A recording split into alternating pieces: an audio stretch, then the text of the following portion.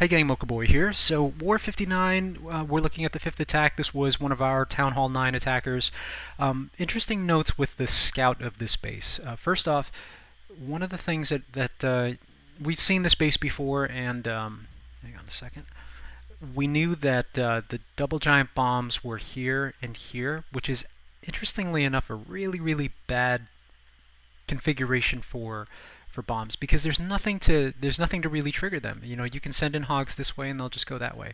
Send in hogs that way and they'll go that way. There's nothing to trigger. Those double giant bombs only work if both of them go off at the same time, and because of where they're positioned, this simply won't work. You know, even just one heal would be enough to keep all of them up.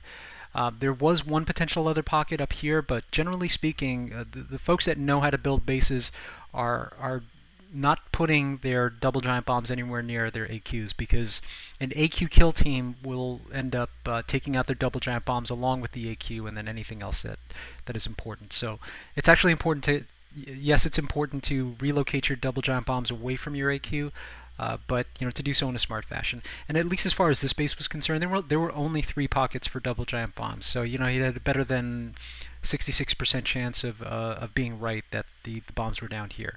So I mean, pretty much everything was going to come in from the north. AQ kill team, CC pull, everything up into the north, and then you know, just start on with the plow through with you know, just a good old-fashioned hog raid. 2 witches, 1 golem, 22 hounds.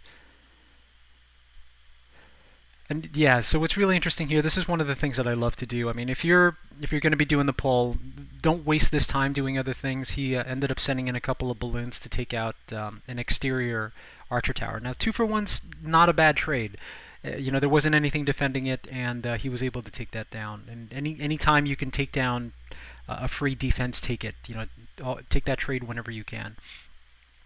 And then at this point, it's just a simple witch release. The wizards are split off. The skeletons have consolidated the kill team, and then the wizards are able to sneak in and just punk them. But I mean, at that point, both golems are down. The AQ kill team is going into action. He's got that jump, but he doesn't really need it. You know, in the same vein, he was able to pull that archer queen and then get them into the core, which was helpful. And then at this point, you're going to see the hogs come in from the south. Now, what's interesting about this, the way he chose the pathing, they were able to go through and pre-trigger those double giant bombs without having the bulk of the hog raid completely get blown to pieces. And then what's nice about this is that, you know, they end up meeting in the middle, and you know, the internal defenses are all split, kind of shooting other things, and that leaves the hogs free to go and do their thing, which is just awesome. And you know, this is one of those questions that comes up a lot, and that's, you know, how do you know what direction to send your hogs in from? And like I said, with every base it's going to be different. Sometimes you'll send them in from behind the kill team, sometimes you'll send them in next to the kill team, sometimes you'll even send them in from the other side of the base.